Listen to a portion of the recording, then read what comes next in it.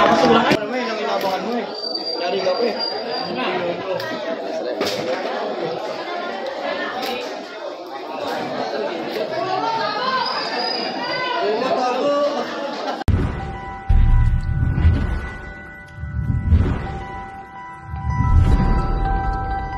Magandang umaga mga kabaroski. Andito tayo ngayon sa Fish Terminal. 6:30 ng umaga ngayon, November 2, 2024. Araw ng Sabado mga kabaroski. Maraming dadayo ngayon na mamimili rito sa lugar na to. Maga pa marami ng tao pero maya lalo na. Kaya antabayanan nyo mga kabaroski at alamin natin ang mga presyo ng isda. At kung anong isda pa ang dadating ngayong araw. Ayun, may bangka na dumating mga kabarotski. Kakadating lang. May ibinabang isda. Ating aalamin mga kabarotski dyan mamaya sa Fish Terminal. 3 timba ang ibinaba mga kabarotski.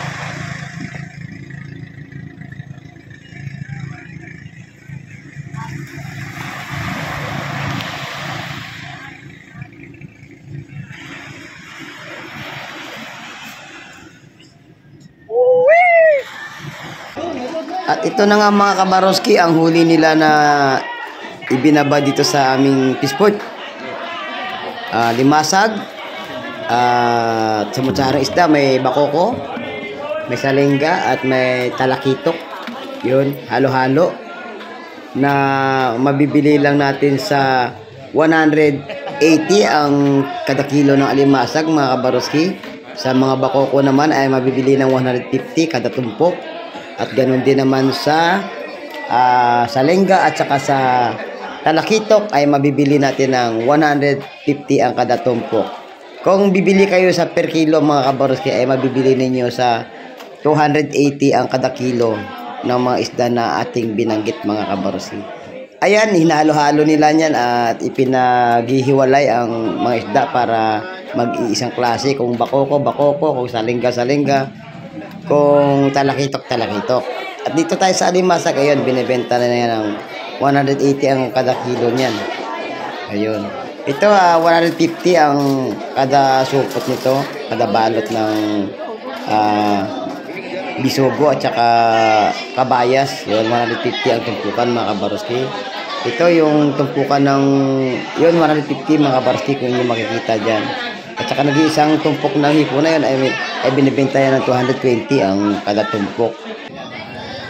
Dumako naman dito sa sa lobster na to. Ayun, ang 2 piraso na yun ay binibenta ng 900. Ito naman yung isdang lapis ay mabibili ng ng 200 ang kada tumpok. Yan yung mga malalaki. Ayun, maglakad-lakad tayo muna dito mga kabaroski at ating alamin. Ito may kabayas dito, ayun, may hipon. Halos na sa tag 150 ang tumpukan yan mga kabaroski. Ayun. 380 sa kabayas pag lumahan. Mabibili natin ng 300 kilo niyan. Ayun o. 300 kilo niyan ng kabayas na lumahan. Ito naman yung hipon, 150 ang kada tumpok. At dumako na naman tayo dito sa sa bagong dating na isda katulad ng talakitok. Ayan mga kabaroski. Oh, sariwa oh. Yun, hindi pa natin nalalaman dyan kung magkano ang presyuan kasi magkakaroon ng bidding yan dyan. Magkabulong-bulungan kung magkano ang tawad. Ayun. Pag maganda ka tumawad at magkakasundo kayo ng ahente, yung nagbubulong ay mapapasayo ang isda na yan mga kabaroski. Ayun, kung makikita nyo yung mga hipon doon na nakatumpok mga kabaroski ay makukuha natin ng yan. 150 ang kada tumpok nun. Nung hipong swahi. Yun, kung tawagin dito sa aming lugar. Ayun. Ito kasi sariwa to kaya talagang magkakaroon ng magandang usapan to dito ang mga bibili. Ayun, pinaghihiwalay ang kabayas at saka talakitok. Ayun, 2 klaseng isda, 3 klaseng isda ang nahuli ng mama na yan. Hipon, kabayas at saka talakitok mga kabaroski. Yun. Hindi naman gasino kalakihan ng mga talakitok ngayon pa. Good size lang ang sukat ng mga talakitok mga kabaroski. At least talaga namang nakapamamalakaya na ang ating mga mangingisda rito. At buhay na naman ang buhay ng mga dito. Taga-palengke. 'Yon. yung mga nagnegosyo ng isda dito sa fish terminal. Nabubuhayan sila ng loob kasi halos ang mga bangka kaninang umaga ay nagsilautan ng mga bandang alas 4, yun, nagsilautan. Kaya ito yung nahuli nilang mga isda, mga kabaroski yun. May bisugo, yun, 150 ang bisugo na yun, mga kabaroski, 150 ang tumpok. Yun, kung tutusin mahal yan, pero yan naman ay fresh, yun, di ba? Pag nagmura yan, yung bisugo makukuha natin ng 120, minsan 100 na lang pagka talagang nagmumura ang presyuhan, mga kabaroski. Yun. Talaga namang araw kasi ng Sabado, kaya ang isda dito ay halos marami.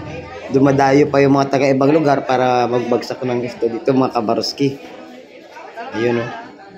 Talaga namang di matatawaran ang mga isda dito kasi talaga namang sariwa-sariwa. Yung iba pa nga, mga kabaroski, gumagalaw pa, gumagapang, matalon-talon. Katulad ng alimasag, mga isdang lapu-lapo, ang tatagal ng buhay nila, mga hipong orong, yun.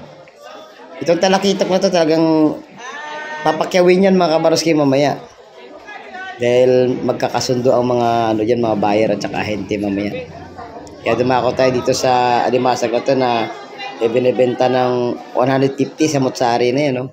May hipong orong, may hipon at saka alimasag. Ito 100 pesos ang kada tumpok ng isdang lawlaw.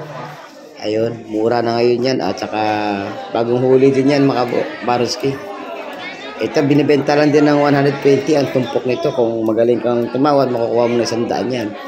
120 ang presyo ng ating ngayon, galunggong. Ayun. At dito naman sa ibang mga isda, 450 ang kilo ng pusit. Sa hipon naman ay mabibili natin ng 150 ang tumpukan at 280 sa per kilo, mga kabaroski. Ayun, ayan, 450 ang isang kilo ng pusit, mga kabaroski. Ito 150 ang kada tumpok ng bisugo, talakitok at saka kabayas. Ayun, sa batsari na yan.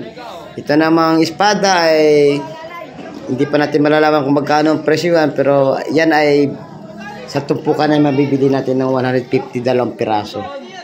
Yun. Yung kabayas ay 380 ang kada kilo nun. Yung kabayas na lumahan, mga kabaroski. Ayun. Talaga namang mabubusog ang mga mata mo, mga kabaroski, pag nakakakita ka ng mga isdang ganito na talaga namang sariwa pa galing sa laot. Hindi katulad ng iba, mga kabaroski, sa ibang lugar ay pag dumating ang isda nila bilasan na at dumaan na sa yelo.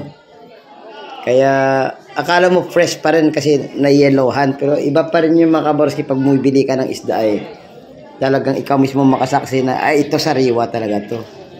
Kaya kahit medyo may kamahalan ng presyo ay hindi ka naman magsisisi, talaga namang fresh na fresh ang isda iyong mabibili at maiuulam mo sa iyong mga pamilya. Ayun, mga kabaroski, ito nabalikan na natin ito, 150 ang kada tumpok nito.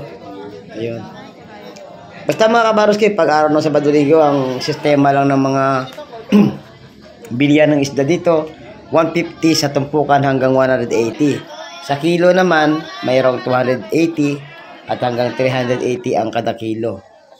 Yung alimasag, mabibili natin yan ng 100 at 280 ang kada kilo pagka bagong huli, mga kabaroski. Ito, lang yan, tag 150 ang kada tumpok niyan. Alimasag na yan at saka sa mutsaring isda. Sa dulo may may kalaso. Yun. Ito 150 na lang ang tumpok ng kabayas. Sa mga hipon 150 din ang tumpukan yan, mga kabaroski. Halos na sa 150 at saka 180 lang talaga naglalaro ang mapersyuhan dito ng mga isda. Kaya medyo may kamahalan, pero wala tayong magagawa kasi lumipas yung mga araw na nagkaroon tayo ng bagyo. Kaya hindi natin masisi na ang mga isda ngayon ay medyo may kamahalan. Ayun, mga kabaroski, maraming salamat sa pagsama ngayong araw. At nakita nyo naman ang mga isdang ibinagsak nito, sobrang dami. Talagang sarang-sariwa pa, mga kabaroski. Ayun, maraming salamat sa ating mga silent viewers, sa ating mga solid subscribers na patuloy na tumatangkilik kay Baroski TV. Hanggang sa muli, mga kabaroski, mag-ingat po kayong palagi. Bye-bye and God bless po.